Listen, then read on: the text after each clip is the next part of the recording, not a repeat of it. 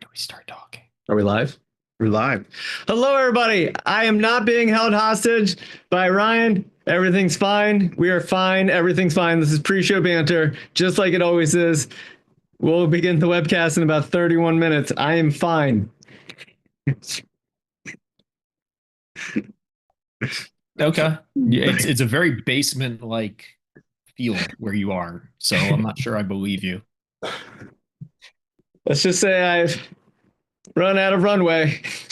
Run out of runway. For all the things I've said over the years for Ryan, and he wanted to do it live. For all of you. Good Lord. The viewership just went really high up. All right. So it's good to see everybody. Hello and welcome to today's pre-show banter here for the Black Hills Information Security Webcast. We're doing like a big team meeting here for the content community team here in the Baltimore office. And so the whole team's here. And so we're a little thrown off from our normal cadence, normal way of doing things. So that's why Ryan is right here. So if this is your first time watching a Black Hills Information Security Webcast, well, you are early. The webcast will begin in about 30 minutes. We show up early for pre-show banter because a lot of people show up early for pre-show banter. It also gives you time to get into Discord. And if you haven't checked in yet for Hackett, you can totally check in for Hackett. Thank you. That's better framing for me. And I appreciate that. That's what's important, is that Jason's in frame. All right, joining us today, we got Chris Traynor, we got Ryan Poirier, and we have Megan Bentley. Megan Bentley? Bentley? Like the car. Is there any way to say it? Bentley, like the car. Okay, so it's not like Bentley. No. Okay, all right. So fanciness, you know. Okay. And it's Chris Traynor. Yes, sir. And we're wearing the same shirt? Yes, we are. Because it's St. Patrick's Day? I had a feeling that this is the shirt that was just calling out to me. Yeah. Sorry, I'm watching the chat. All right. So if you're joining us, make sure to, we're in Discord. We're in the Black Hills Information Security Discord today. We're in the live chat section. If you check in for Hackett, if you don't know what Hackett is, it's where we say thank you so much for joining us for all the different webcasts that we have. We do the news on Mondays. We do an anti-cast on Wednesdays with our training organization, Anti-Siphon Training. And on Thursdays, we do the Black Hills Information Security Webcast. And we don't, I don't want to say track you. We give you credit for attending. And we know that today is your fourth. If last time was your third, and then when the last time you were here was 2023. Like, I know it sounds terrible when I say it out loud, but what we want to do is say thank you so much for spending so much of your time with us. And the way to do that is to just engage in Discord live during a webcast. And so if you're on Discord, that's how you you engage live. Okay. Chris Traynor, I need an update. If you weren't here last time, please give some context to the young lady in your neighborhood who keeps pulling up your sign on the bicycle, who you were trying to figure out how to use some defensive mechanisms to keep her from messing with your yard. Okay. I'll give you a little update. Just a little more context, just so that for people who weren't here a couple weeks ago, what happened and now what's happened since. We're on a corner lot, and we've got an area right at the corner where the sidewalks and the street meet, and that's where dogs happen to repeatedly go to the bathroom. So we got a patch of grass there. It's dying. We put some no pee, no poop signs up for dogs, and the signs kept getting yanked out of the ground or bent or banged up and stuff like that. And we figured it was somebody who had a dog who just didn't like to adhere to signs, which is a really weird thing to not, like deal with when you have a pet. But it happened, kept happening. So I got a camera, and we found out that one of the young kids in the neighborhood was the one yanking up the signs and bending them and banging them and things like that. So I got that, captured it, set the signs back up. It happened again. It happened about 3 or 4 more times. And we wound up, my wife wound up sending a nice gentle message to the mother down the road and said, hey, can you please have them not yanking up the signs and stuff. Um, so it turns out that that child has a little bit of developmental issues that they're working with.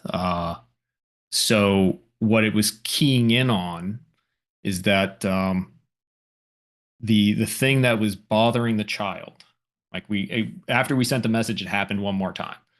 And what we found out was the child that was doing this uh, is like mildly autistic, and she just really did not like the picture of the dog that was on the sign.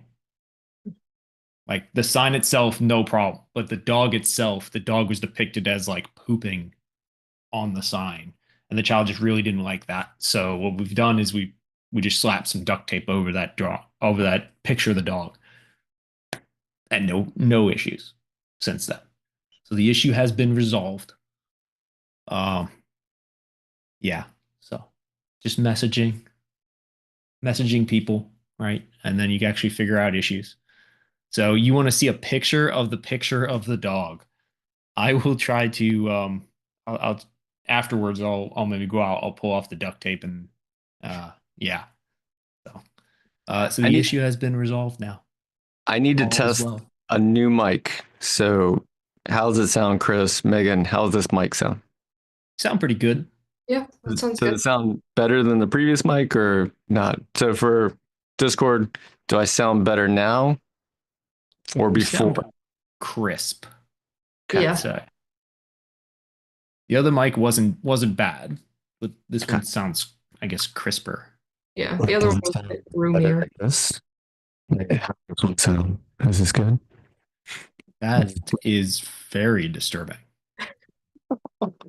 I would like to thank everyone for joining us here today on the Black Hills Information Security Webcast. So the weird thing is that it actually dropped down to a real whisper level on my side when you did that, which just makes me feel very uncomfortable.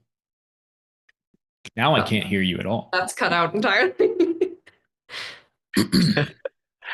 All right. So if you're joining us right now, Chris just gave us an update of the circumstances that were happening in his yard. I know that I wanted to know, and I wanted you to know that I wanted to know so that you could know, so that Chris could then tell us so that now that you know, we all know, and then you can pass it on to others. Jason is very involved in all of our lives, whether we want him to or not, you know. Hey, so Chris, you know, you're part of pre-show banter. You come here a lot. Ryan, you're here a lot. Not normally in the same room. But I have now started doing like pre-show banter with people in my regular life. Like I ask questions, I ask follow-up questions, I ask engaging questions. I like try to like figure out what's going on in their lives. Have you noticed that do you feel like you do that in real life, or is this is just a pre-show banter thing? Um, this is not the norm. After this, I don't talk to anybody. Okay. I won't talk to anybody until 5 o'clock in the afternoon. So I don't engage with people. This Okay. is just for you people right here. On off switch. This All right. is why. So now we're going to talk about Megan. All right. So Megan, how long you been working with us now? Since the start of the year. All right. And do you think Ryan's a serial killer? You know, my inclination is to say no, but you know, there's The answer. there's a lot of people that maybe would say otherwise. A lot of people. Oh my. All right. So if you don't know, hi, I'm Jason Blanchard. I'm the content community director here at Black Hills Information Security. And sitting to my right is Ryan Poirier. He helps do all the live streaming in the back end. And we've been working together for 21 years. Oh my God. That's a fact. Yeah. Wow. Yeah. So that was a recent thing that someone on our team learned, like 21 years. He's put up with you for 21 years. And I was like, yes. So if anyone knows he's a serial killer, it's me. And I've said it all these times and no one's investigated anything.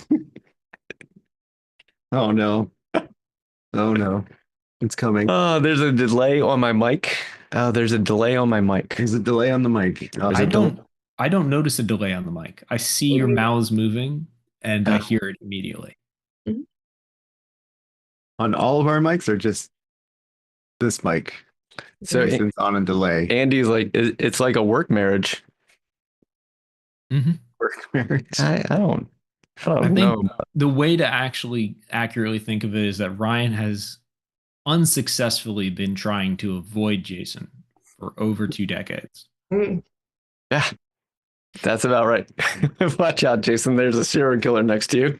Now they're saying I'm delayed. What's happening? So I'm sorry. Deb's, you need to show up, Deb. So the office is full with people, and so normally Deb would be here, and normally I would be over there, and then Ryan would be in Florida, but we're here today. And so for those of you that are watching the pre-show banter, thank you so much for being here. Make sure to check in for Hackett and Chris. You have a class. Is it going to be a Wild West Hacking Fest? I do. I have 2 classes. One of them is going to be at Wild West Hacking Fest. Yeah. So my 2-day class, Offensive Tooling for Operators, is going to be at Wild West Hacking Fest. It's a newly revamped class. Like I've taught it 2 times since basically rewriting 40 or 45% of it at the beginning of this year. So it ran at our summit a couple months ago, and then it ran in person only at KernelCon just a week or so back. And the next time I have in person for that is going to be at Deadwood Wild West Hacking Fest. So it's going to be a lot of fun. And I'm already got like 15 more changes I'm going to make to the class. So who knows? It might be a completely different class by the time we get to Deadwood too. So yeah, actually, Chris has a delay for me too. Hey, any good books for hacking with good walkthroughs? Chris, any good books with hacking with good walkthroughs? Books, no. Blogs, yes. So this is gonna sound like a plug and stuff, but the Black Hills blog posts are written really well. And I know the people directly that write them. I know their capability, their caliber, right? And they're written up very well for different techniques, different tools, and different attack paths. So I'd recommend that. There are other companies out there too. Red Siege has good blog posts, good write-ups out there on things, but books specifically, I don't look at books for hacking stuff too often because as soon as they're printed, they can get out of date real fast. There's no real way to update them well. So, but the Red Team Field Manual that I have somewhere around here is a good reference book. The RTFM for command syntaxes and stuff. So yeah. Oh, okay. So sounds like we fixed the delay. Okay, so I added delay. Oh, Apparently that's better. Okay. So All right. So he added delay. I added 300 milliseconds of delay, which created no delay. So the audio was early, not delayed. Okay. don't you love digital audio? Delay is gone. Yay. It's also one of the reasons we show up early for pre-show banters to get all this stuff out of the way. One of my number one fears is that as the webcast begins, everything breaks. And that's happened once, which means it's a maintained fear. It's a proven fear. Proven fear. Yes. That also maintains. Now I'm honest.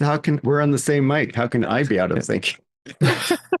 You are 9 inches further away from it, and that is the difference. Very sensitive mic. Am I out of sync?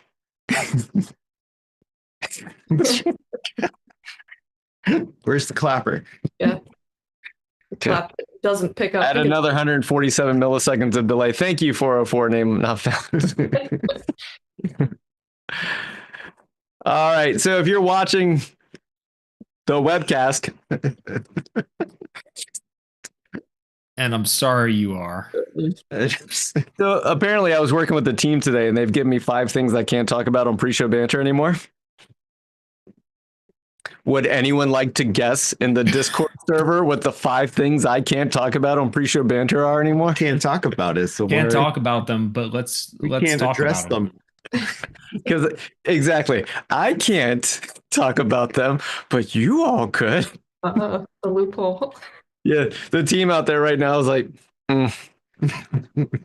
so disappointing. Don't press that button. And Jason's just like, what if somebody else presses it instead? Well, okay, so 1, you nailed it. All right, got 1. Serial killers, 2 moons, John Strand, and Thing 4. No one brought up 2 moons. Right there, moons. I know no one here brought up 2 moons. That's true. But apparently everyone remembers it from everyone who comes here often remembers it from the chat. Everyone who has a Hackett 10 plus member has definitely remembers 2 moons. So in case you don't know what 2 moons is about, as I believe there are 2 moons. Chris, have you heard this? Were you here last time? I was not. And I don't know what's the 2 moon issue. All right. Have you ever been outside during the day? Have you ever been outside? No. You see the moon. And then it's now nighttime and the moon's rising again. That's the second moon. Or the angle of the Earth and the time of the year. No. No. It could be that too. No. It's the Are second. you sure you didn't just turn around and face the other direction? Then there would definitely be 3 moons. It's like an infant with no object permanence. It's fantastic. It must be a new one. It's in a different spot. Oh, God. Oh, no. Don't share that on the screen. Oh, no. Oh, that's too late. Yeah. Yeah. You can see the super moon. Wait, no, you can see the super moon. And Oh, he's gone now. anyway, there's 2 moons. Speaking of no 2 moons, we do have the graphic novel, The Future Is coming out, where there's definitely 2 moons in the future that we should talk about. But the comic will be in stores May 14th, which is like a month from now. And if you don't know about it, it's a comic book that we're making here at Black Hills from Rekka. Rekka's our publishing. Like, is this the webcast? No, the webcast begins in 13 minutes. Thank you so much for joining early. No, they're not Chinese balloons. They are just 2 moons. 2 weather balloons. It's a weather balloon. No, it's not a weather balloon. No. Also, I'm here with Ryan. So he drove all the way up here to Maryland to spend some time with me. And I'm concerned. You drove? No, I flew. Oh, I was going to say, if you drove, you could have brought all your tools with you. That's why he did drive. He pretended to come from the airport. Oh, my flight's getting in around 11. People are wondering why Deb isn't here to keep you out of trouble. If today's your first time being here on a Black Hills Information Security webcast, please put the word "first" into the Discord chat. If you don't have access to Discord, it is discord.gg/BHIS. You can also find it in the resources tab here in Zoom. Go to the resources, click on links, go to Discord, join Discord, and then you can participate in the chat today that you can actually see on the screen. And Andy's like, Jason's punch drunk today. I am overly excited about all the stuff that we get to work on in the content community team here at Black Hills. And the whole team is here in Baltimore today. We're working on what we think is the next 5 years of what we're going to be creating, making, doing for community, for content creation. And so, yeah, I'm a little excited about all the things going on. Plus, I've been presenting for a while. And so I went from presenting to coming in here. And so now I'm like, this is fine. Also, all my cheese got moved. I don't know about you, but if someone came into your office and moved around all the things, and I'm not saying it's my office, it's the Baltimore office, but let's say someone came into the place that you work at and moved all the things around, it just throws you off a little bit. Like this guy sitting at my table. It happens all the time. Yeah. I've got the dresser for both of my kids is in this room. So 5 minutes before getting on here, I had to kind of push everything just out of frame, including a table, a dog bed, and two baskets of laundry that were strewn about, trying to find just the right pants for my 5-year-old this morning. She didn't This is like the the ones I behind the picked. scenes. This is the behind the scenes of the magic that we make. Yeah. It's good. It's My good. my office gets rearranged daily. All right, Red Apple. That's right. So if you don't know about Red Apple, Deb, should I explain Red Apple? You can just go ahead and put yes or no in the chat. All right. Yeah. So let's ask Megan about something interesting. Megan, Yes. have you ever gone golfing? No, but I have been to Topgolf. And how was Topgolf? It was good. It was nice because there were snacks and drinks. Mhm. As someone that doesn't typically golf, and I did not realize how much of a sport golf actually is because I think I threw out my like shoulder doing it. So it was a learning experience. Yeah, I didn't realize how cool Topgolf was going to be when they like added video game gamification on top of all the other Oh. things. Did you do the one where like wherever it hits, it like scores points? No, I did not. Oh, I've okay. not seen that portion Yeah, of it. isn't there like there's like not bull size, but there's like target areas Yeah, they even have down like the road. special places on the map. Like if you hit there, you get like bonus points and like triples your score or something like that, which was really neat. So I would like to thank our sponsor, Topgolf, today. And so, how many times have you been to Topgolf, Megan? Just the one time. Just yeah. To the gift of the guy falling off at Topgolf, that was a concern of mine, like an actual concern. I was like, so there's like no railing. No edge.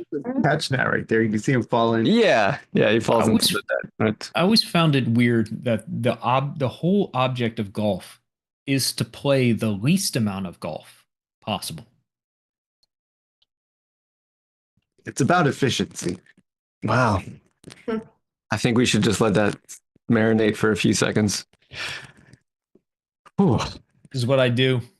yeah. I borrow words of wisdom from other people and then I recount them. I'm still thinking about when Jordan, like last week, talked about how cheese was a loaf of milk. Don't do this to me. Don't like, Don't ruin cheese. I was driving and I like brought this up with the. I was like, "Have you ever thought about how milk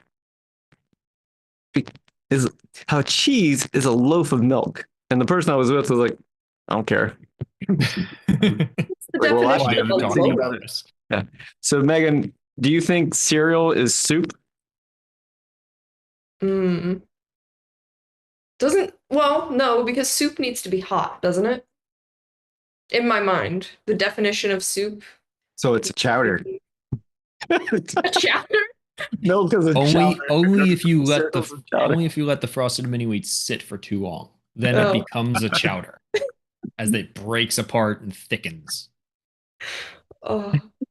Yeah, if you heated your cereal in the microwave, maybe then it's soup, which is Whoa. disgusting. Are But Has anyone Are there heated any their people here that eat cereal with water? Not a glass. Instead Okay. of milk, you just All right, pour we'll get to water that into in a your second, cereal. Chris. All First right. question: has anyone here ever heated up their cereal? Not like cereal that's meant to be heated, but have you ever like taken and put Fruit Loops in milk and then put it in the microwave and then eat it? That's step one. Ugh. And then Chris, your question was, what was yours? Does anybody not use milk in their cereal, but instead just put water in it? Is it use water? Not because you're lactose intolerant, but because you prefer it for some psychotic reason. ooh, No judgment. Someone said things you don't say on a first date. I like my breakfast cereal warm.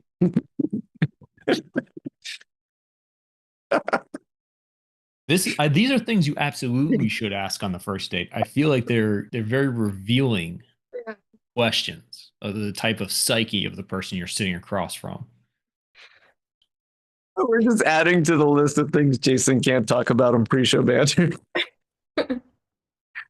So anyway, earlier we were talking about my team has come up with 5 things I'm no longer allowed to talk about on pre-show banter. So now I have to talk about all the things that are not that. So now you're getting classic hits like, is cereal milk? Nope. Is milk cereal soup? Can you warm it?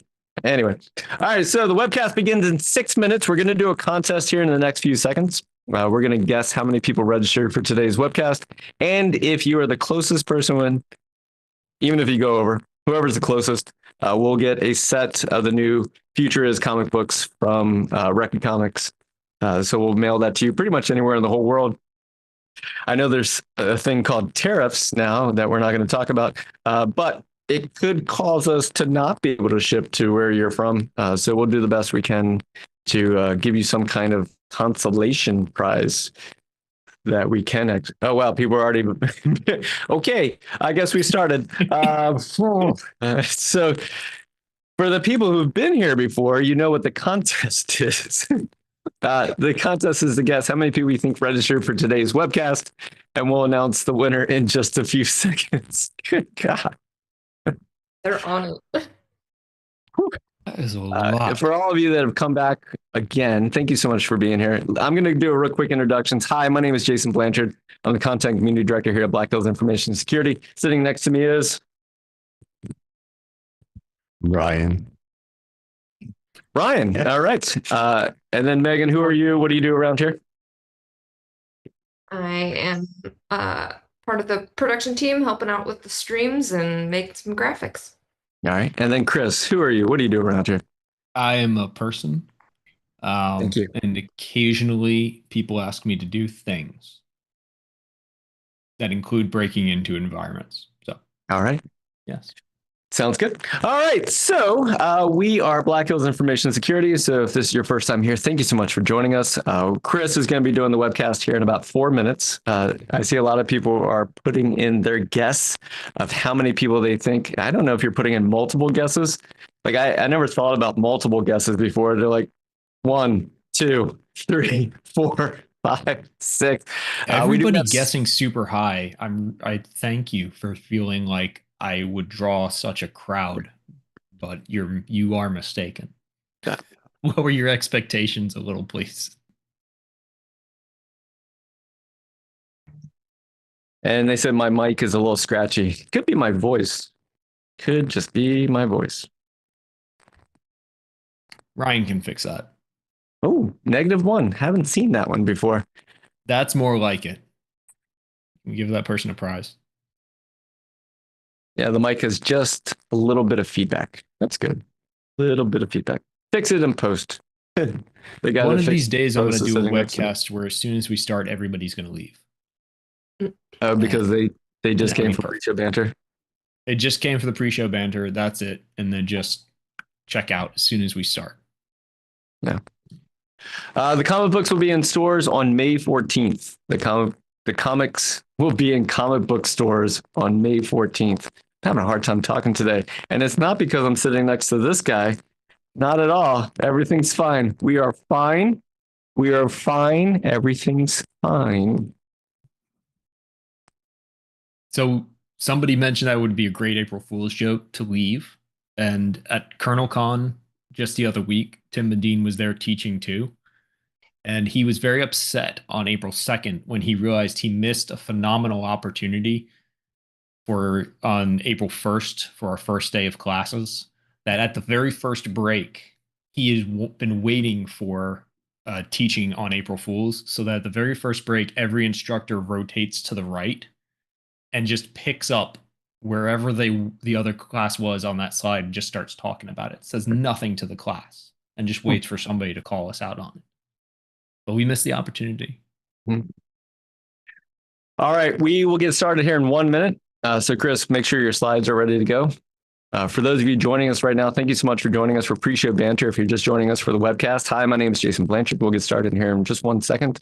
I'm sitting next to Ryan Poirier. Everything's fine. I'm fine. We're all fine. No problems. And we're good.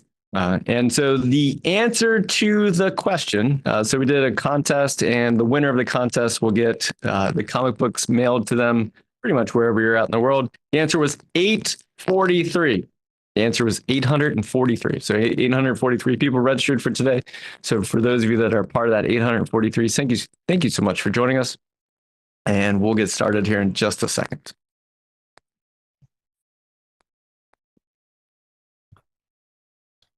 Deb's going to go through the list, find the person who was closest to 843, reach out to them through a direct message, get your address, and then we're going to mail it out to you. All right, it is 1 o'clock. Chris, are you ready? Yes, sir. All right, so I'm going to do a dramatic pause for about 5 seconds so that we have a nice, clean, crisp start to the webcast today.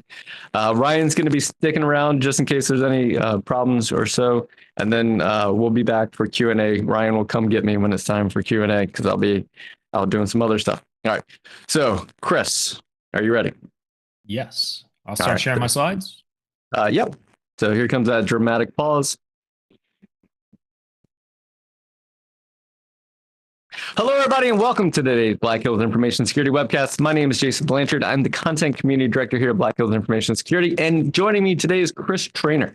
So the webcast today is where Chris is going to tell short stories. There has been part 1, part 2, part 3, and now we're on part 4 of Chris doing the illustrated Pentester short stories from security. And so, Chris, I love that you like collecting these stories. I think you get them from the other testers. You collect them from your own experience, and just to keep in mind, no client data will be shared. We're not going to mention the names of our clients in any way. We will obfuscate them. We might even combine them into multiple people to tell the story effectively. But these are true stories from what it's like to be a pen tester working in security. So during the webcast today, you can engage live during Discord. You can also check in for Hackett. If you haven't checked in for Hackett, if that doesn't make any sense, I'll come back and explain it at the very end. You can also watch on YouTube, or you're watching the recording on YouTube. And so hello from the past. And with that, Chris, I'm going to turn it over to you for you to do the webcast today. Thank you so much for sharing your knowledge with us here at in the community. And thank you for the work that you do as a pen tester. If you ever need a pen test, Red Team, Threat Hunt, ActiveSOC, Anti-SOC, any of the services we provide, you know where to find us at blackhillsinfosec.com. All right, Chris, it's all yours. Thank you, Jason, for that way too kind of an introduction for this webcast and for me. As Jason said, this is the Illustrated Pen Tester Volume 4. There's a Volume 1, 2, and 3 already out there, going back all the way back now to 2023, where the very first one was put out. For some reason, people seem to like these short stories, which I'm happy for. So every now and then I'll collect them and put another one together. We'll probably do Volume 5 of this, maybe a little bit later this year. I don't know. We got a lot of webcasts scheduled, so I got to kind of look at the schedule with Jason, see how we do that. But as Jason said, these are true short stories of security. I do collect these from resources from people I know directly, so I know they are authentic. I know the sources are real and trustworthy. I will not reveal my sources, and you can't get any information out of this about any specific clients that we pull this stuff from, or even past experiences where this didn't happen for people here currently at Black Hills. It happened at other jobs or things like that. So a little bit about me, which I always hate talking about me. We always got to put these little slides in here for who am I. I'm a pen tester at Black Hills Information Security. I have a company called Ridgeback Information Security as well. I use that only to create and bring forth into the world 2 offensive security classes that are out there. One is offensive tooling for foundations. That is a 1-day, 8-hour class. And the other one is offensive tooling for operators, which is a 2-day, 16-hour class. Both of them have labs, demos, walkthroughs, a whole bunch of cool stuff that I use. I use my LLC to create, and then I am able to bring them to y'all mostly through Anti-Siphon, which is one of Black Hill's sister organizations within our tribe of businesses, so to speak. I have a handful of certifications out there. And I put the handle there for Ridgeback Sec because if you're looking for information about the classes when they get updated, when there's going to be new runs of them or anything like that, if you're interested, you can find the Ridgeback Sec handle out there, or you can find it on LinkedIn or wherever. So with that, why the name The Illustrated Pentester? I always put this out there as one of the very first slides for each volume, just so that anybody coming into this without any context of the prior ones won't be lost in the past and miss any sort of references. So The Illustrated Pentester comes from a book called The Illustrated Man by Ray Bradbury that was written in the 50s, or published in the 50s. I believe it's probably written in the 40s since it's right at the beginning there. This is a book that I read as a young child. It was basically a collection of sci-fi stories that are out there with different meanings and different purposes for each story. Each of them had kind of a lesson or a reason for being told. Some of it is allegorical, some of it not so much. But I always like the idea of a collection of short stories that can hit at a bunch of points. Maybe that speaks to my lack of ability to read a very long book and keep my focus on anything. But with that, I've created this Illustrated Pentester series, and hopefully you enjoy it. And yeah, I've got a reading one out there for that meme. But we of course are not reading; we are listening today. But this is how we download and install new software into our brains, listening to stories from others, especially true stories. With that note, for the others aspect of that, this is an anthology, which is by definition from various authors. These stories, like Jason said at the beginning, these stories are collected by me from resources that I know, that I trust. Some of them will be told as if I am the tester, if other people are the tester. All identifiable information for the engagements, for the stories, has been redacted, has been scrubbed, has been removed from the storytelling arc, just to give that anonymity and cleanliness to not accidentally dox any customers or any organizations, past, present, or future, for any sort of hassle of offensive activities. And just to be clear, yeah, a collection is the term, as if I was the single author of all these. I learned something about authoring stuff and putting together these slides. So now you have too. So, as a minor side note, I just created this image today or earlier this morning. ChatGPT is getting really good at creating illustrations. I really love it. So we've got a nice batch of about 5 short stories. Hopefully I actually planned things out. Usually these past versions and volumes of the Illustrated Pentester, they've been at 5 stories, and we've hit it just before the hour mark. So hopefully we'll do the same thing here for you. If you have any questions as we go through the stories, do drop them into the Discord. I've got it open off to the side here. I will do my darndest to keep my eyes on it, but I know you guys, you'll drop a whole bunch of GIFs in there. You'll try to distract me. It's probably going to work once or twice. But if you do have a question in there, you could just, it's already working. You can try to tag me if it's directly for the story itself. And if I don't get to it, I've got some good people in the back room of the Zoom webcast right now that can also be monitoring the Discord channel that I now see flashing by with a whole bunch of GIFs on my side view. They'll be monitoring that, and maybe they can be grabbing some of those questions that we might be able to answer at the end if we have some time. So with that, let's get right started into our first short story of the webcast, affectionately titled I Got Worms. So this particular story was dealing with an internal network pen test, which is an extremely common type of pen test to take place. And I very much advocate for every organization to not only test your external network, but test the internal network, make sure that everything is healthy in there. And it's because things like this get found. So it was a internal network pen test. Typically what happens is we'll run a Nessus vulnerability scan. It's an easy way to help identify the systems that are out there, some services that are out there, and things that are commonly wrong. But something that doesn't pop up too often, especially nowadays, is the indication that there's a configure worm infection. Has anybody in, and you can do in the chat, thumbs up, whatever, or you can just do a worm GIF.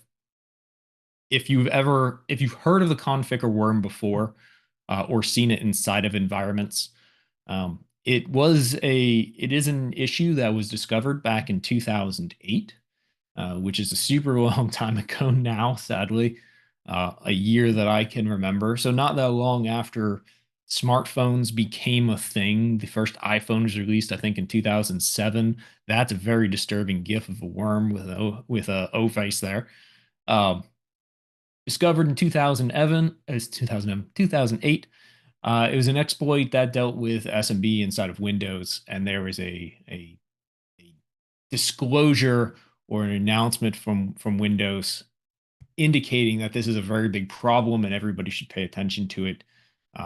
A patch went out not too long after the discovery that was made available to all Windows users, because this was actually a worm that was affecting millions of machines. It had a tendency to spread very easily throughout environments and had a number of advanced techniques, advanced for the time, and even still now, they can still work, and infecting more and more machines inside of environments, creating a massive botnet network that could wind up doing some drastic harm to the environment. So what happened here on this test is Nessus indicated there might be a configure worm infection. The pentester on the engagement was able to use a very simple NSE script from Nmap to verify the likelihood of the configure infection or the vulnerability being there that could be exploited for configure to become a thing on that target system. This was an environment where it was thousands and thousands of systems in scope inside of the internal network, and this finding only occurred on one, which is super lucky.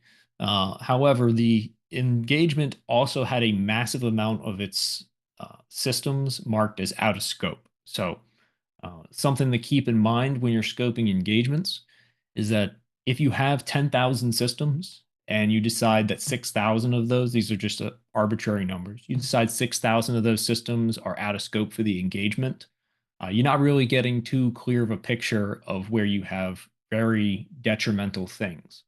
So obviously, the CVE for a configure worm is like a 10 out of 10 most severe CVSS score that's out there. Personally, I don't pay attention much to CVSS scores, but when it's a 10 out of, because they can be very subjective.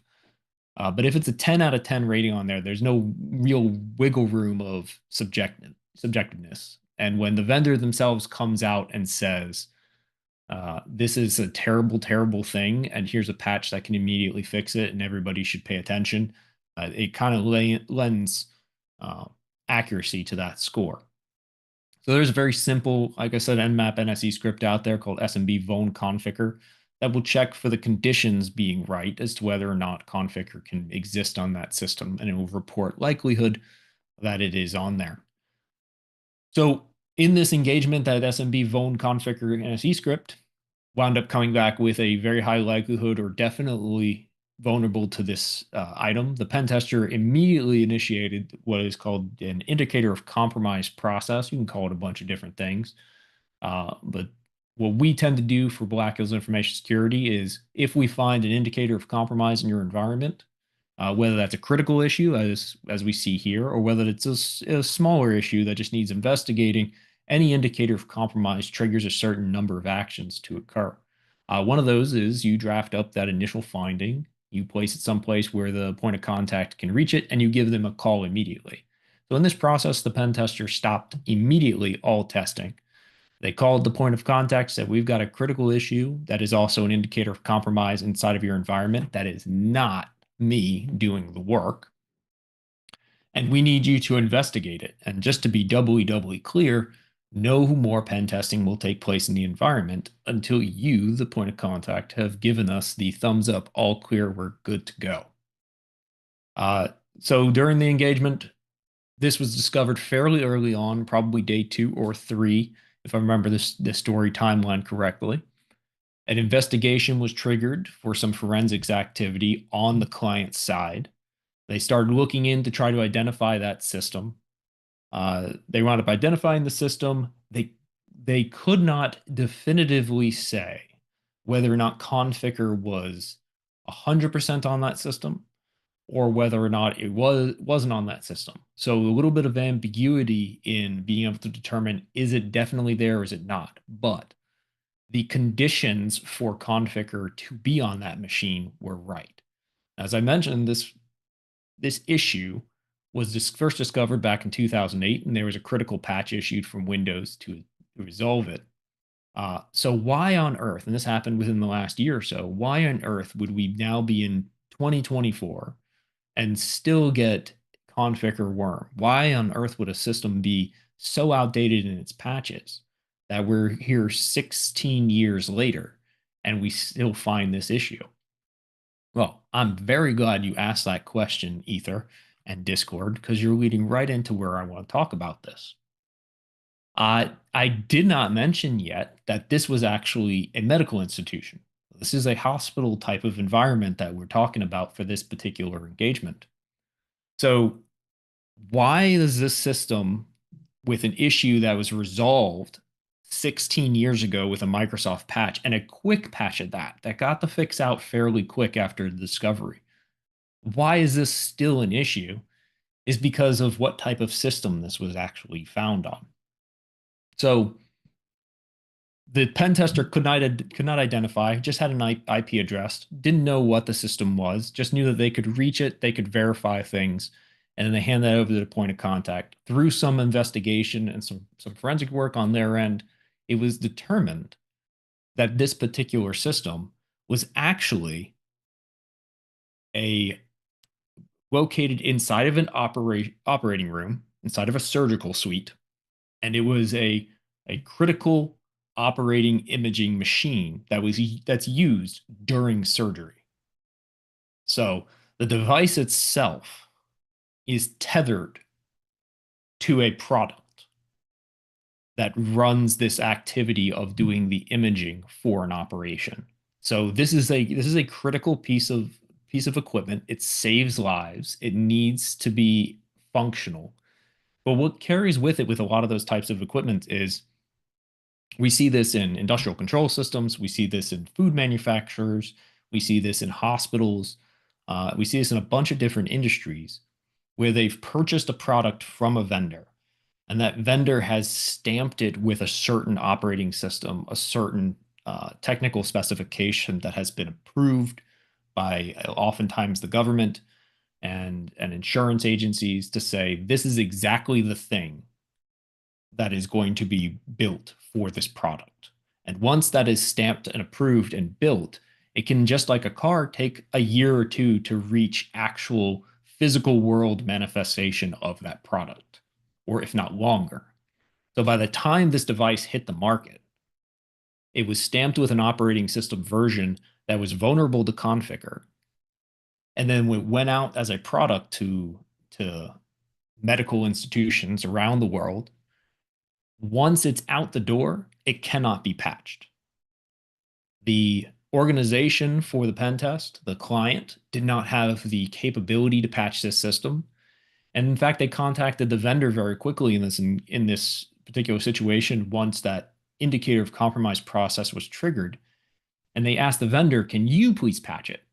And the vendor's reply was, we hear you, we feel for you, but no, we can't change a thing.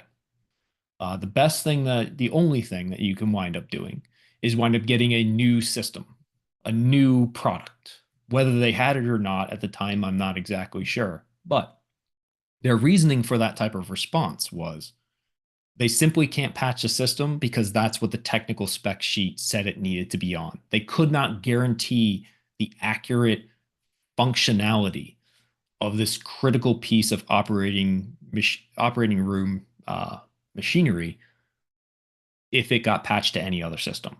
So it's essentially locked. And this is a difficult situation for a lot of organizations to be in. They know the issue. They know that it feels like they're letting people down, but this is just the order of operations for many types of products that are out there. We see this a lot with Internet of Things devices that get stamped with a certain version of Linux and a certain configuration, and then they get built and they get sent out the door. And those underlying operating systems never get updated. They never get patched because it could impact the overall capability of that product itself. So we're in a situation where we've got a critical piece of equipment that the medical institution has determined they cannot just simply take it offline, because taking that device offline, that costs many hundreds of thousands of dollars, if not millions of dollars, is also critical for certain types of surgeries to occur. So a life-saving situation here. So the medical institution deemed the system will stay online. Let's put mitigating controls in place. So it's a worm. It tends to spread. So what kind of things do you do to mitigate that type of spread? Well, they simply isolated it. They locked it down. They basically quarantined that device into an area of the network where it cannot talk in, out, or anything, because the only time anybody is actually using that device is right there in the surgical suite logged in. So there's really no reason for it to be connected to pretty much anything except itself anyway. And the reason why it was discovered is because it happened to be dropped onto a network, and it happened to be on that in scope list for the engagement. As I mentioned, there were many thousands of machines that still exist in that medical institution that were out of scope.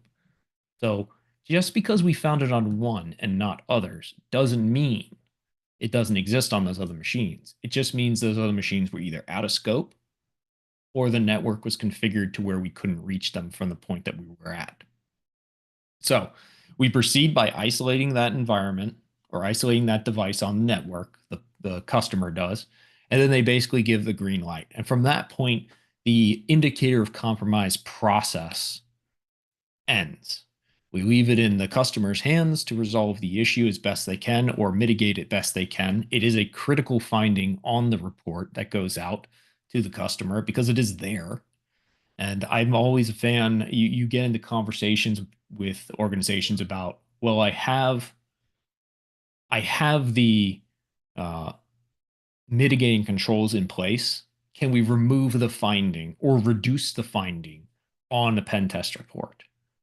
And I have a very, very straight answer for this. And the answer is absolutely not. To me, and what a lot of organizations should be looking at a pen test report, is that is your raw risk. It is the reason why you put mitigating controls in place.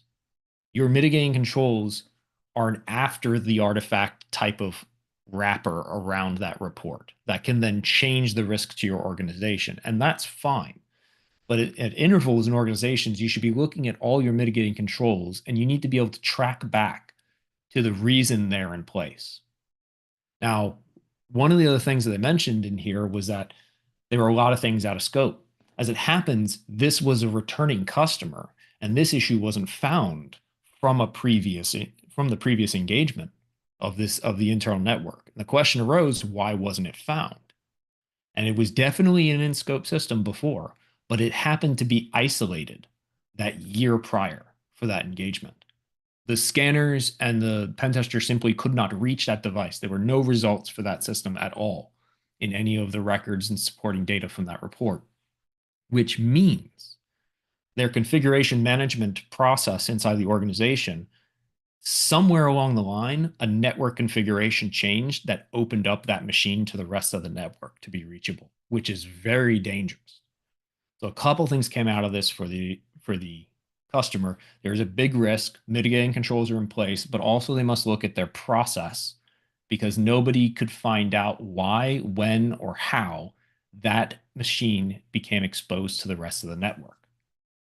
So once all those things are in place, what we'll basically do as a pen tester is we'll place that machine out of scope. We don't want to interact with it anymore because we don't want to muddy up any additional forensics activity that may take place on that system or against that system. And then we're able to move forward with the point of contact's green light for the engagement.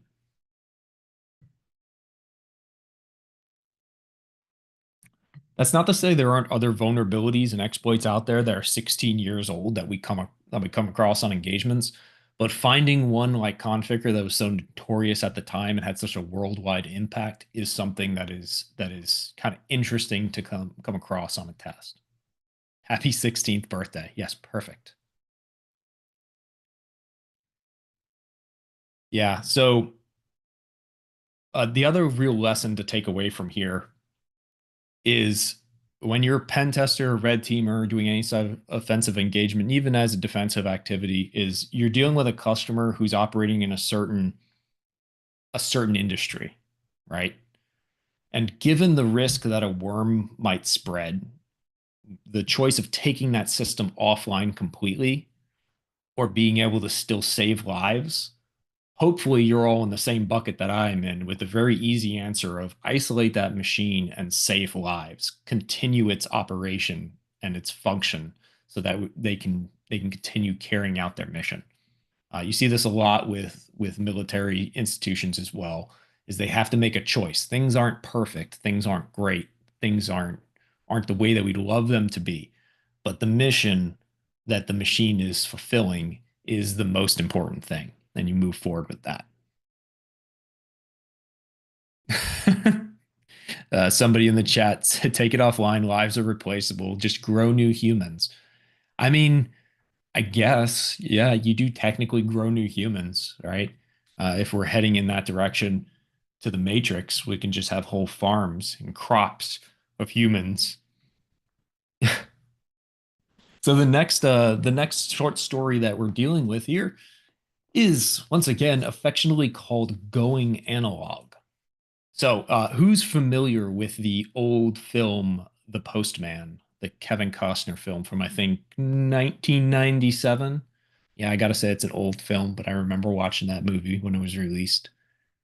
You're familiar with that's the first time I've ever heard but anybody talk about the book of The Postman. Yeah. So Postman is actually it's one of those movies where it's right in that vein of apocalyptic type of mindset that the mid and late 90s were all about. You're hitting Armageddon, you're hitting Waterworld, you're hitting Postman, you're hitting a bunch of different things. It was, in my opinion, I don't know. Waterworld was very entertaining. Postman was very good too. So the idea of it, and I like the parallel here, is we've got an analog situation that we're doing for this short story. So we've got a red team engagement, and we're trying to get creative with bypassing some stuff, right? We're trying to get creative with how we're able to gain access to an environment to obtain valid credentials. So on a red team, we usually have a couple individuals at least going through for the engagement, and they're bouncing ideas off each other of all these techniques to get past email filtering and endpoint defenses and all this other stuff that would take either certain allowances to be made because there are a lot of protections in organizations, etc. Right? And one of the red teamers had a great idea of saying, well, the easiest way to bypass all these digital defenses is by not going through them, not even going up against them. So they had the great idea of developing a postcard, a physical, real postcard, designed it, and they printed it, and they had a list of employees with their home addresses. And then on the postcard, they printed a little QR code. They made it look official. They put the organization's logo on it. And a lot of us, we've gotten little, form letter Christmas cards and stuff like that in the mail from our organization. It's not unheard of. You could get mail from your company delivered straight to you, especially if it's something like uh, personnel relationships and stuff where they're trying to get straight to you. But generally, you get an email, you might get suspicious of it, right? Where did this come from? I wasn't expecting this, things like that. But you don't ever have an idea really about what you're getting in your mailbox before it arrives. So they mocked up this postcard, put a QR code on it, dropped the organization's logo on it, and put on there said, congratulations, you've been nominated for a peer recognition award, and you're receiving a $50 Amazon gift card. Again, the old gift card hook, right? We got a ruse where we gain trust through familiar visual expressions of this, which is that organization logo. Maybe the color scheme matches the company's color scheme, things like that. And then we have the lure of an Amazon gift card. And then we just tell them, scan the QR code to get your Amazon gift card. You'll just need to log in with your company credentials when you get to that page. So we got a landing page that's put out there that looks very much like the corporate landing page that you would hit. You could even host it on a domain that's very similar. I've done engagements before where the organization, they had a .com top level domain, of course, for their main site, but they did not do the .org, .info, any of that. They didn't grab those domains. So we register one of those domains, we host out a landing page that looks like the corporate site. The QR code redirects a user there, and they simply enter their corporate credentials that way. This was an amazingly successful red team engagement tactic to gain that initial access.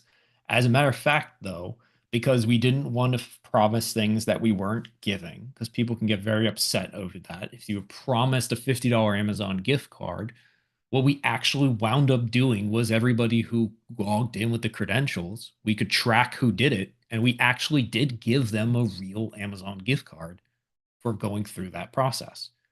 Now, that just further instills, and an attacker can do this too, right? Is they throw out a $25 or $50 Amazon gift card, they target a large organization. It may cost them a few $1,000s, but it instills that this was a real thing inside of those victims' minds. This wasn't some sort of accident. This wasn't some sort of trick. You actually get the thing that was promised to you. Also, it makes them not report it as a ruse, as a phishing attempt, right? So it was so incredibly successful with the site, with a red team engaging and getting all these credentials, that we actually had a whole team that went all hands on deck for a while, trying to persist access and do post exploitation, because we just kept getting more and more credentials. Well, the rough thing that you might run in with this is this was a red team engagement, so you typically have a longer period of time to do these actual tests than say a 5-day pen test. So you print all these things, stamp them, get all the addresses written in on them, you put them in the mail. It can take a day to get there, it can take 4 days to get there, depending on where these people live. So day after day after day, new waves of people are coming in, getting these postcards, logging in with their credentials, and then giving us access inside of the environment. So you constantly get this more and more wave. And in fact, in the first case of us doing this type of attack, we were getting credentials popping in 2 months later. We weren't doing anything outside of the test window at that point, but we felt a need to keep the site active so that anybody going through the process of still scanning the QR codes and logging in and all that, they still got that $50 gift card, right? Until a reasonable amount of time to when we close that window. Now, the one thing I would change with this particular story in this process is I would put on that postcard, like, after you must do this before this date. That puts a little bit of a sense of urgency on things. I wouldn't make it like 5 days after they were going to get the postcard, but maybe a month or two out. Like, do this before whatever, or the gift cards will expire, just to make sure that you stop the engagement. So I can't give you $50 gift cards for showing up to my webcast, but yeah, if you give me your password, right? You give me your credentials, and maybe I'll send you a $50 gift card. I'll tell you what, you contact our team and get us signed up for a red team, I'll send you a postcard and I'll get you a $50 gift card, no problem. Now, I have had engagements where it was just regular email phishing was what was in scope, and I actually have offered up the idea of, can I use gift cards as the hook to get people to engage? And I have had customers in the past where they say absolutely not, because we've had other organizations do that. And then we have employees who get really angry because they felt they were entitled and promised to a gift card and never received it. And even when I follow up that feedback with, well, we'll actually give them the real gift card, if they go through the process and click the links and stuff, we'll give it to them. And even that, apparently, some people, they just still feel somewhat violated, which I can understand. So always pass your ruse and tactics through the point of contact before you do these things. Now, I want to make two mentions out here for this particular story.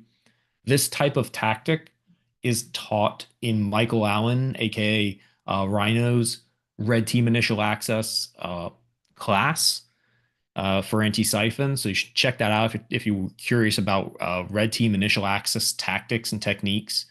He was at Colonel Con. It's a great class. I've checked it out myself. But this story as well, if I'm not mistaken, is also going to be written from like a victim's point of view, and is going to make an appearance in our upcoming BHIS zine that will be published, that comes out once or twice a year. And I think the date on that, Jason can correct me at the end of the webcast, but I think the date on that is sometime in the May-June time period that's the next iteration is going to be released. So this same story is going to wind up appearing there, just written from like a victim's perspective.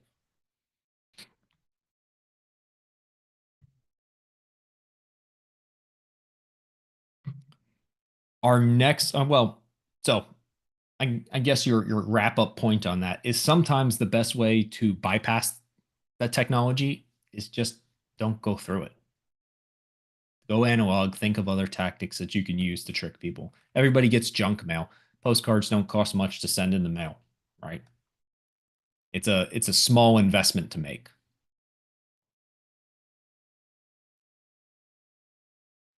I think Michael Allen, so I see the question. I think Michael Allen has mentioned that in a either a workshop or a longer Red Team Access webcast that he's done in the past too. Yes, yeah. It's a great technique. I think more people need to be aware of it from the offensive access type of tactics perspective, because they're very gullible, right? I don't want to say gullible, but they can be very trusting. A good ruse will hide itself very well and take many forms. Or I guess rule number one in there: don't scan QR codes.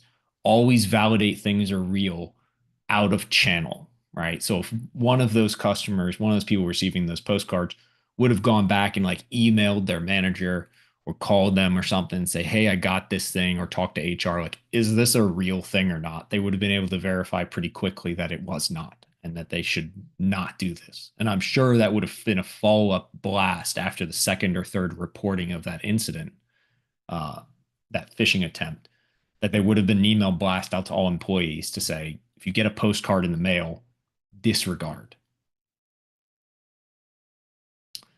So the next short story that we have going on here, I call it combine and conquer, a new type of C2, which actually gets you C2 in this particular story.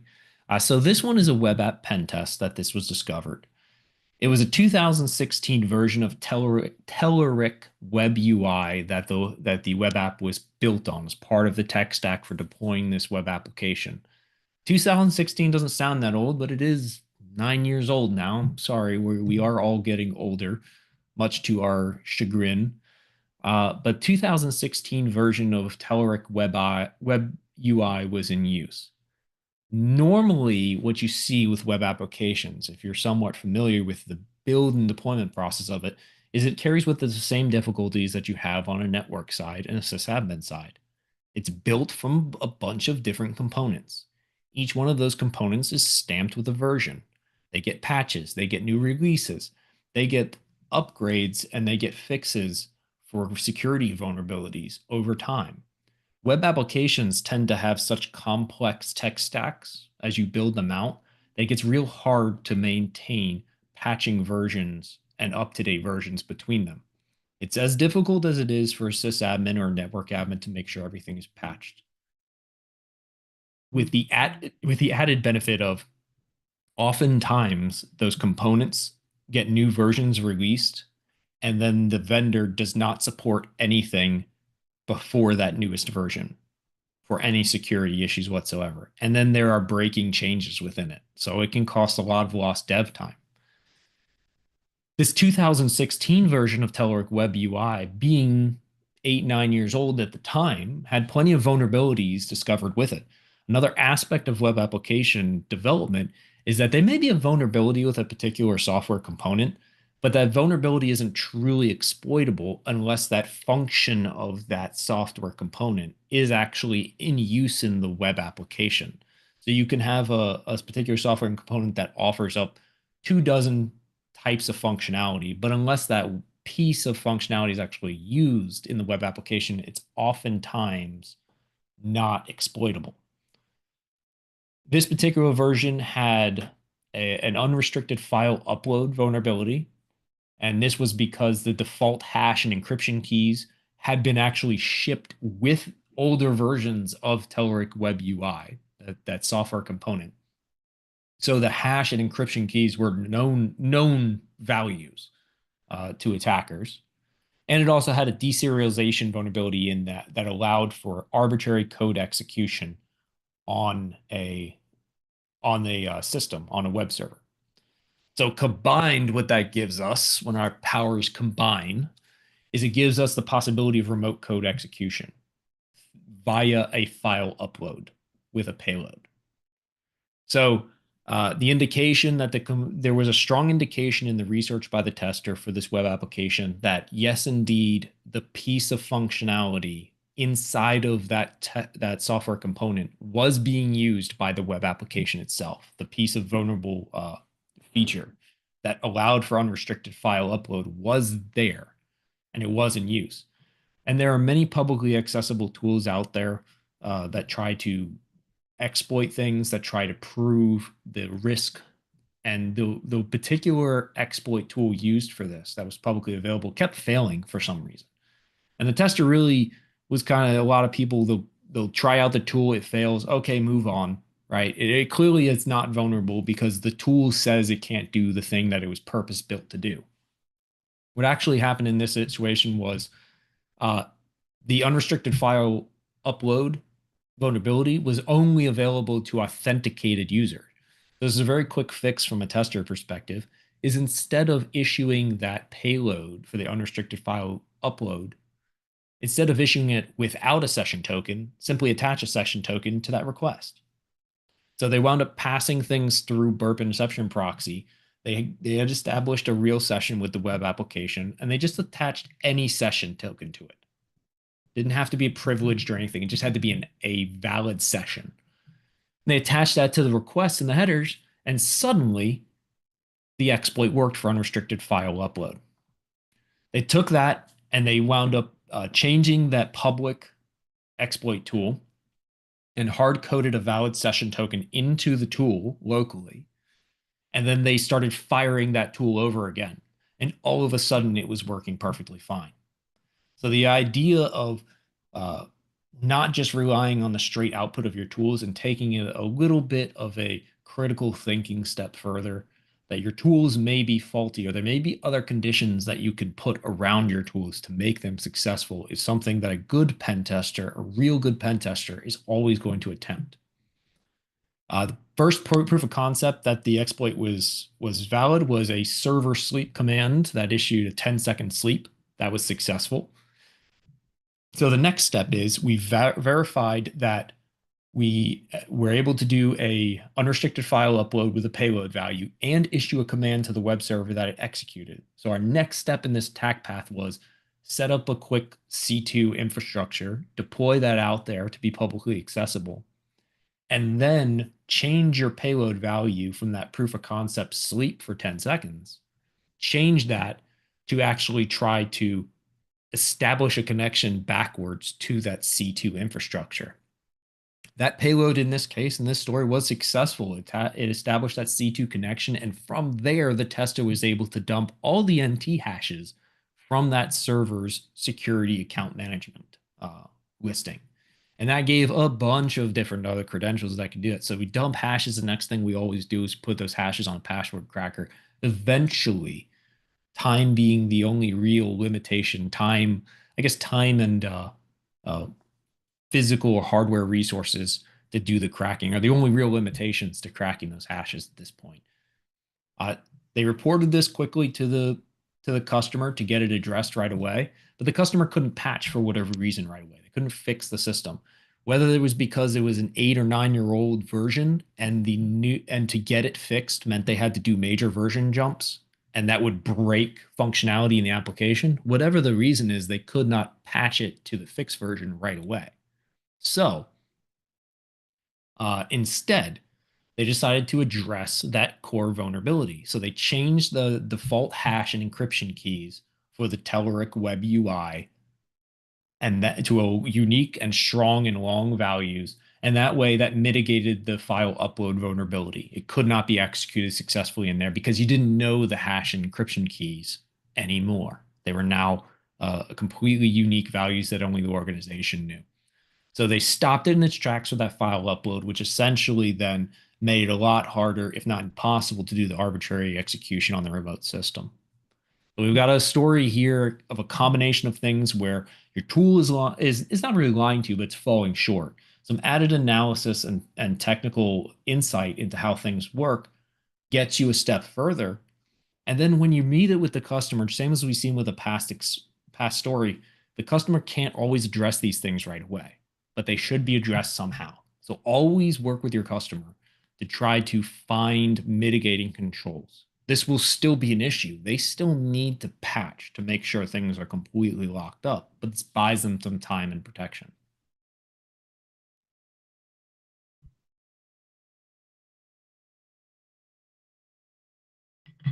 Our next story. I love this story. I've titled it "Please Connect Me." So we all have wonderful tools that all try to organize things. I talk about many of them in my offensive tooling class, where it tries to organize it in ways that are actionable or readable by a human, or they could be dumped into another tool as a starting point for the execution of the next offensive activity. But one of the things that a lot of us just hate going through is you do an Nmap scan of a system or even several systems or a whole environment, and it's thousands and thousands and thousands and thousands of lines of output from that Nmap command. In this case, the pentester did all the normal things. This was an internal network pentest, did an SS scan, was doing all the checks, running through things, and just happened to land on a system or be targeting a system where they did an Nmap scan that hit a bunch of the most common ports and included some of the default NSE scripts to execute. One of those NSE scripts is called SNMP netstat. What that tries to do is it tries to enumerate and show to the attacker what all of the different TCP and UDP connections are being made from that system to any other system. And typically what SMP is used for is just simple managing and monitoring of network devices and those connection attempts. Nothing really outstanding happening there, but it's essentially a switchboard listing of who is this system talking to. Very much like our old school illustration of an operator operating a call switch panel over there, of just changing where your connection to and reporting that stuff. Yes, very much like Miss Maisel. You see it in the John Wick movies too. They have a switchboard. Typically operating on port 161. But in this output of the Nmap command, the tester happened to notice one little line out of hundreds where there was a TCP connection attempt being made from port 61 outbound to an external IP address. Remember, this is an internal system. It was going outbound to an external IP address that happened to be registered in a foreign nation where this organization did not do any business whatsoever. So once again, like we see from our story a couple slides ago, this is a trigger of the indicator of compromise process is initiated again, right? We halt our testing, we get on the phone, we call the point of contact, and we say, there is a connection attempt from one of your devices internally that is trying to get outside of your network, and it is trying to reach where I believe, knowing your organization, having done initial recon, you don't operate in this area of the world, right? So it's triggered an investigation once again for this indicator of compromise, where the customer went through to identify the machine, to figure out what the connections were, how they were being triggered, why they were being triggered, and to verify that they have no real valid reason for doing that activity. Oh, yeah. And did I mention this is the exact same customer of the configure worm issue from a couple slides ago? So, in the order of the test, like day 2 or 3, configures discovered indicator of compromise, locks testing out, and we start up. Less than 24 hours later, or maybe within 36 hours, this is discovered again. This issue is discovered, and testing halts again.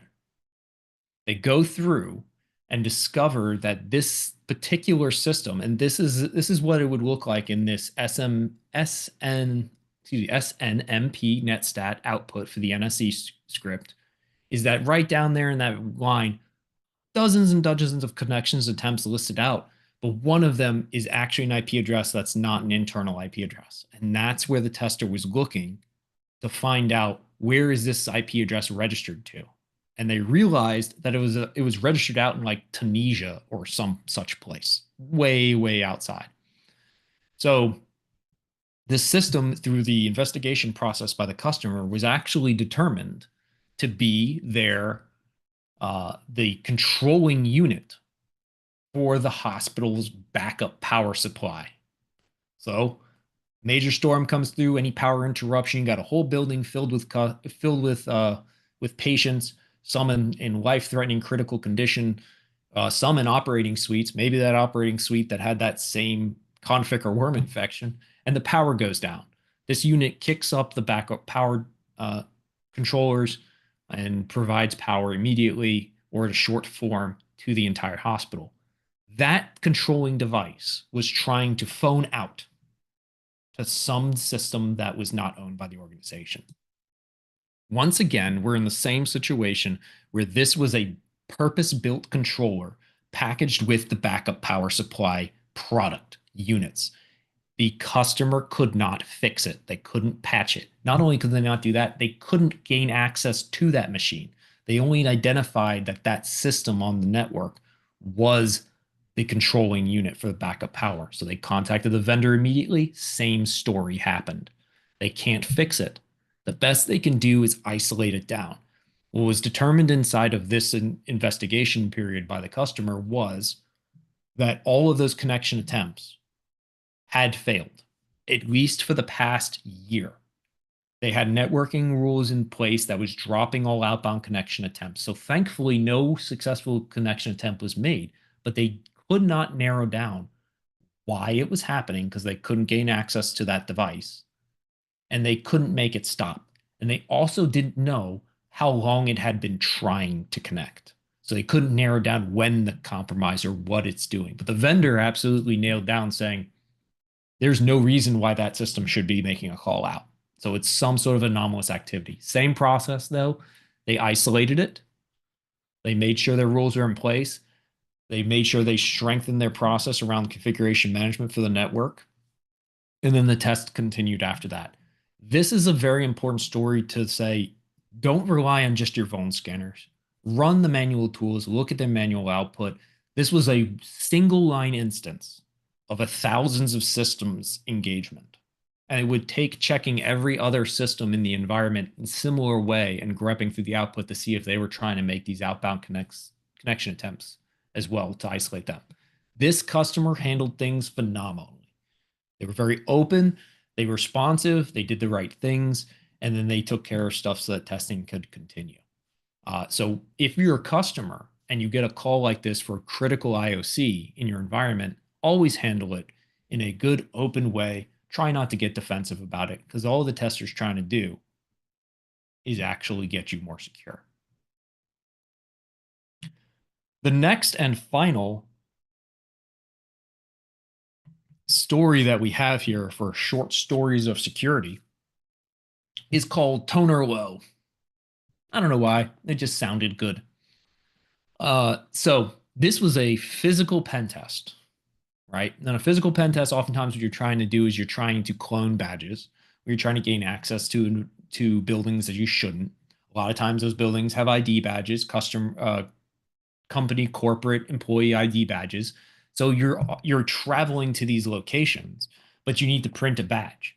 So in this case, what Black Hills was doing was we would ship this printer, this blocky printer, to the tester's hotel room and get it delivered. But there's some kind of delivery issue; it would not arrive on time.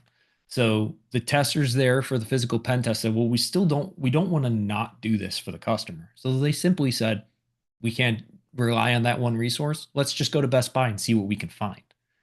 They found an HP Sprocket Select mobile photo printer, just a regular photo printer that people can get, but it was mobile, so much smaller form factor. It wouldn't create hard ID cards like this badge printer would, but it was battery powered. They could do it from the car if they needed to, on site, not just in the hotel room. And it printed on paper that was very photo accurate. So they could print photos and mock-ups right there in the car if they needed to change out IDs. And then the sheets that it uses are just very slightly bigger than a standard RFID card reader. So a little bit of trimming got it right onto a badge perfectly fine. Anytime we talk about and then we sit and talk about printers, you got to throw in a couple of memes there from Office Space. And if you're too young to have seen Office Space, then I pity you greatly that you're not culturally expanded your horizons enough. So that's your homework, is to go and watch Office Space. So they went out. They've got this different printer out there. And it worked so well that employees, even after the engagement, and it's worked on multiple engagements, that we wound up just switching what we do.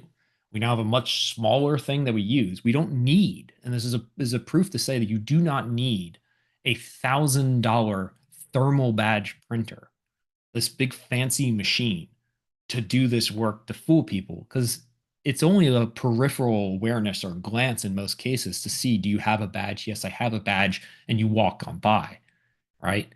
The look and feel of it only matters if you get up close with somebody and they are grabbing your badge or checking it in that form.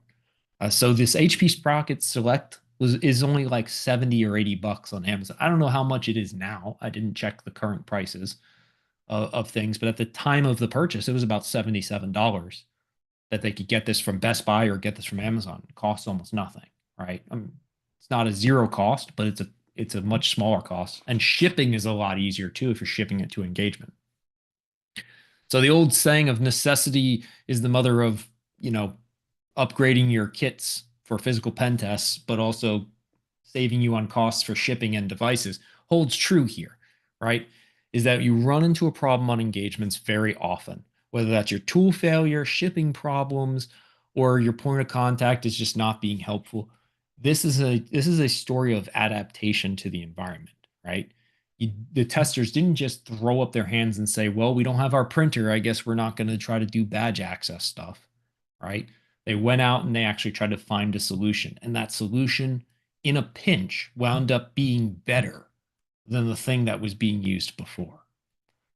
So this badge access attempt using this replacement printer, this replacement device that was replaced out of pure necessity for the engagement, has wound up gaining them access to the building in the engagement and being very helpful for future testers and future involvements. So don't give up if you wind up hitting a couple of roadblocks.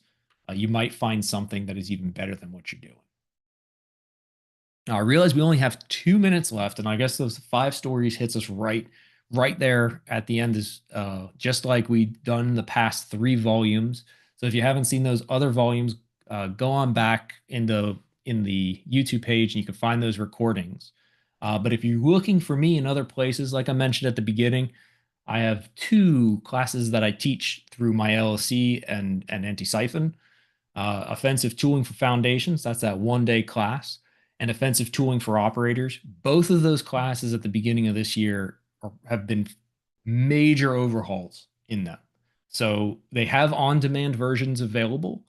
Those on-demand versions are going to be updated in the next couple months or so. I just need to find time to record the new material and get it rolled out there. So that's coming soon. I'm going to be, as Jason mentioned at the beginning, I'm going to be at Wild West Hacking Fest Deadwood, October 7th and 8th, and the days following, teaching the 2-day class in person and as a virtual option. And I'm going to be at a handful of B-Sides Harrisburg, Kansas City, and 312, which is up in Chicago, over the next few months. So if you're at those, you can come find me. I'll be hanging out for a little bit.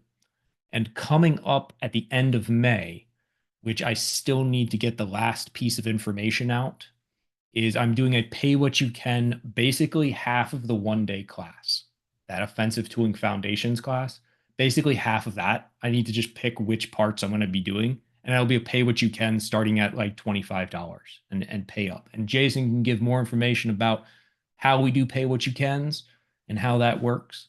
But we're right there at 59 minutes. So Jason, welcome back. Hey, Chris. Well done. Thank you so much for sharing. We're wearing the same shirt. If you weren't here for pre-show banter, I'm sitting here with Ryan. Everything's fine.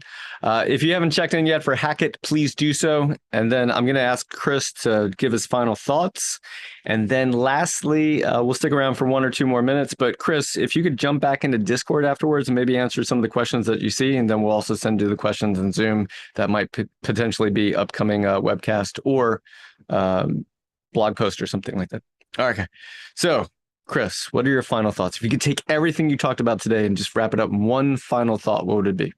Oh, with one final thought, we talked about a lot of stories where we had things that are missed by our tools, we were lied to by our tools, or we ran up against real world problems with delivery of our equipment. So the theme overarching of this volume of the stories is when you hit a roadblock, don't just toss your hands up. Right? Keep trying new things, keep looking for new solutions, and work with your customers through those. All right. Thank you, Chris. Thank you so much for joining us today. We know that you could have done anything during this hour and a half potentially, but you chose to spend it with us learning, and we appreciate that. So if you ever need a red team pen test, thread hunt, you might even get Chris. So we are Black Hills Information Security, and we'd love to help you improve your security and earn your trust. And with that, that is the end of the webcast. All right, Chris, well done. I have a question that came up. Says, after the experience that you talked about earlier, how often do the clients take the extra steps to fix the critical mistakes versus repeating the same mistake when you do a test again, maybe a year later? What, like on average, do you see things improving, or do you see the same thing over and over again for potentially the same client? I do see things improving more times than not for repeat organizations that I get involved in. I mentioned that in one of those stories, it was a repeating customer. These things were not new. They had been around since the last test. They just weren't detected for various reasons of the environment configuration. But most customers, especially if it's a critical issue, they are addressing it. They're at least putting a mitigating control around it, because there are a lot of customers out there where the point of contact is just looking to make the organization better.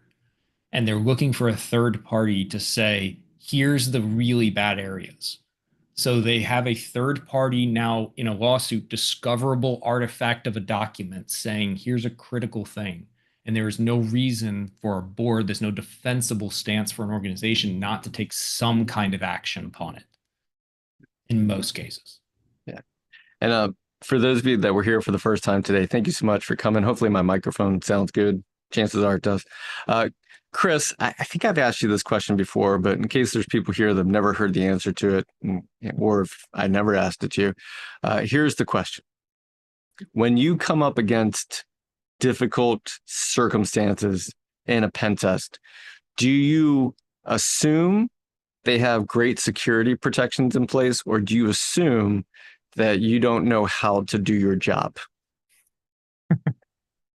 Oh, that's like a right down the middle. I kind of, it's not like one or the other. I assume Mhm. both at the same time. Um, so yeah, it is, especially when you're doing any sort of these offensive engagements. You do have a degree of knowledge of what's going on with the organization based on how much the type of engagement and the questions the customer is willing to answer and not willing to answer. But you oftentimes don't have a full view of all the defenses in place. So you do have a assumption in the back of your brain that you're doing things well. Um, but you should always follow that up with a bit of research on your own part to see that like I'll give example that maybe not everybody has the capability of taking advantage of these, but inside of Black Hills, inside the testers group, if I'm not getting anywhere on a certain test, I'll look for something myself and I'll blast out to the rest of the testers saying, I'm in this environment, I'm not finding anything. Here's the type of things that exist. What other things, what other tools, what other techniques that people had success for? What are the other like one-off things that, I don't know everything.